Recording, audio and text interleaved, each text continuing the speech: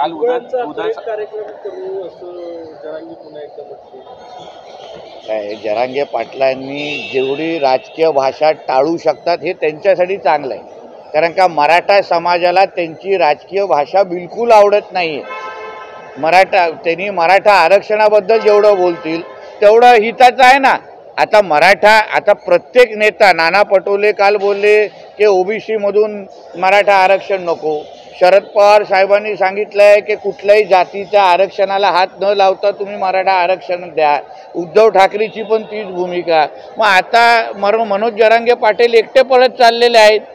म्हणजे आता हे सगळे महाविकास आघाडीचे लोक नेते मंडळी असतील, महायुतीचे नेते मंडळी, सगळ्या जणांनाच अगर कुठल्याही जाती समाजाच्या आरक्षणाला हात न लावता अगर आरक्षण द्यायचं असेल, स्वतंत्र मराठा आरक्षण देण्याची तयारी असेल, तर मग मनोज जरांगे पाटलांनी आता त्याच्याबद्दल भूमिका ती जाहीर केली पाहिजे।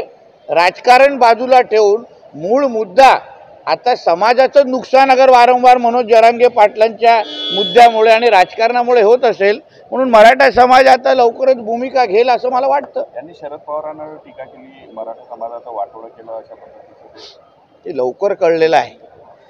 पहिल्या दिवसापासून अगर ती भूमिका घेतली असती ना, तर मला असं वाटतं लोकांना विश्वास तरी बसला असता। आता चारी बाजूनी टीका व्हायला लागलेली आहे, चारी बाजूनी दरवाजे बंद व्हायला लागलेले आहे, आणि आता जेव्हा सरळ स्पष्ट कळलेलं आहे की हा तुतारीचाच माणूस आहे आणि राजकारणच करण्यासाठी त्यांनी हे सगळी मोहीम सुरू केली आहे, म्हणून आता हळूहळू खरा मुखवटा दिसायला लागलेला आहे।